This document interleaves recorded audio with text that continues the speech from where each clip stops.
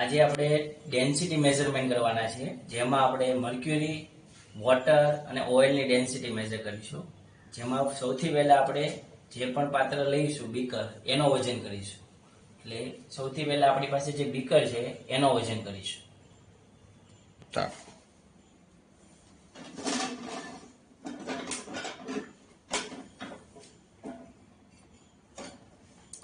તો અહીંયા આપણે જોઈએ કે બીકરનો વજન છે એ આપણને 28.663 ગ્રામ મળે છે. હવે આપણે જે મર્ક્યુરી લેવાના છે એ આપણે 10 ml મર્ક્યુરી લીધેલું છે અને એનું પછી આપણે વજન કરવાના છીએ. હવે આપણે જે 10 ml મર્ક્યુરી લીધેલું છે એને આપણે જે વજન કરેલું હતું એ બીકરમાં નાખીશું.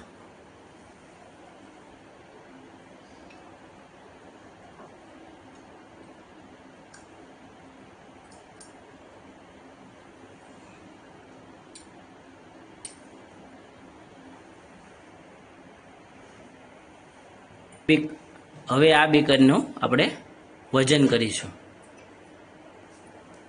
જેનું વજન આપણને જણાશે 162.565 ગ્રામ.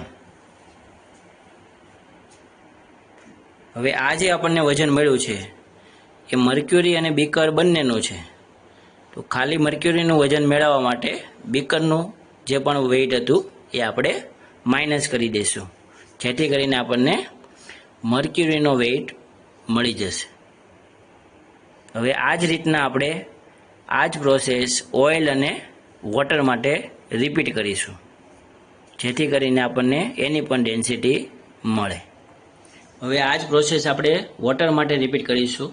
વોટર માટે પણ જે બીકરનું વેઇટ છે એ આપણને સેમ જ મળશે અને જે વોટર છે એ પણ આપણે સેમ જ 10 ml છે એ 10 ml સાઇઝનું વોટર લઈએ છીએ અને એ વોટરને હવે આપણે બીકરમાં નાખીને એનું વજન કરીશું.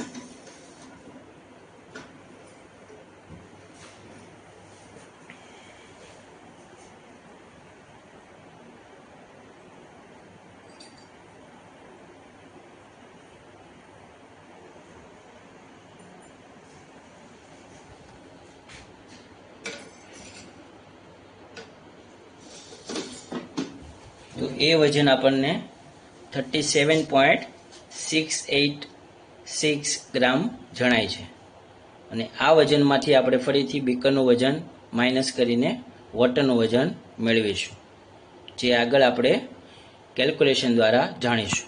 હવે આ જ પ્રોસેસ આપણે ઓઇલ માટે રિપીટ કરીએ છીએ. હવે આપણે ઓઇલ માટે જે બીકર લેવાના છે એનું વજન છે 28.735 ગ્રામ અને જે ઓઇલ આપણે લઈશું એ પણ આપણે અહીંયા 10 ml લીધેલું છે.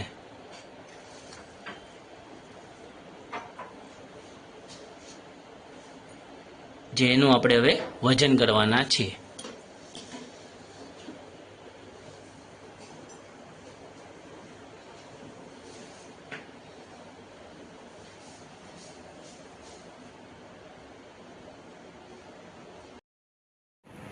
હવે જે રીતના આપણે આગળ વિડીયોમાં જોયું એ પ્રમાણે અલગ અલગ ફ્લુઇડ માટેનું આપણે વજન કર્યું.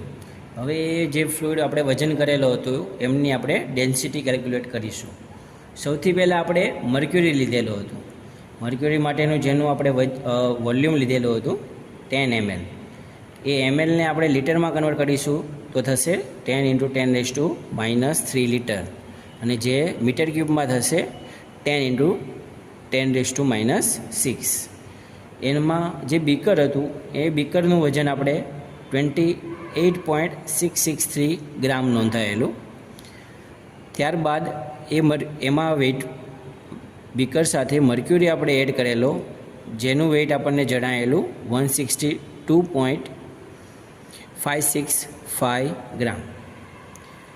હવે આપણે એમાંથી મર્ક્યુરીનું વજન મેળવવા માટે ટોટલ વેઇટમાંથી બીકરનું વજન બાદ કરેલું છે, જેથી કરીને આપણને મર્ક્યુરીનું વજન 133.902 ગ્રામ મળે છે.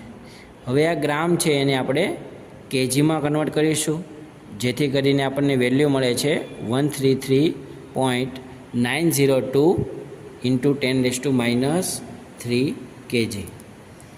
હવે આપણે ડેન્સિટી જોવાના છીએ. સો ડેન્સિટી માટે જે ઇક્વેશન આપણે યુઝ કરીશું, વેઇટ અથવા તો જે માસ છે અપોન વોલ્યુમ.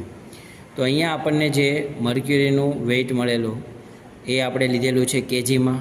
ત્યારબાદ વોલ્યુમ જે આપણને મીટર ક્યુબમાં મળેલું હતું એને આપણે અહીંયા મીટર ક્યુબમાં ડિવાઈડ કરેલું છે.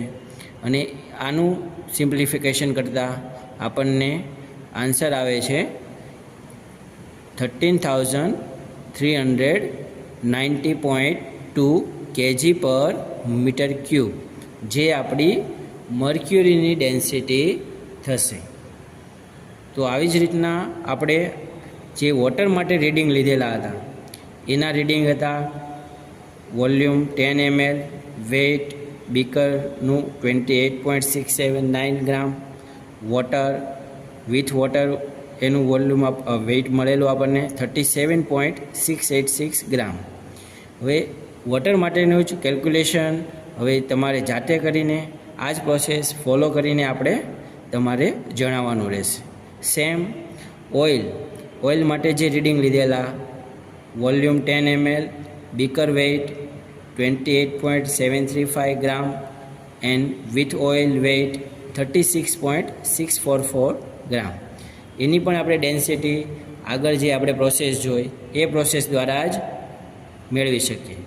તો આ મેથડ દ્વારા આપણે કોઈપણ લિક્વિડની જો આપણે ડેન્સિટી મેળવવી હોય તો ડેન્સિટી આવી રીતના આપણે પ્રેક્ટિકલી અને પછી એને કેલ્ક્યુલેશન દ્વારા મેળવી શકીએ.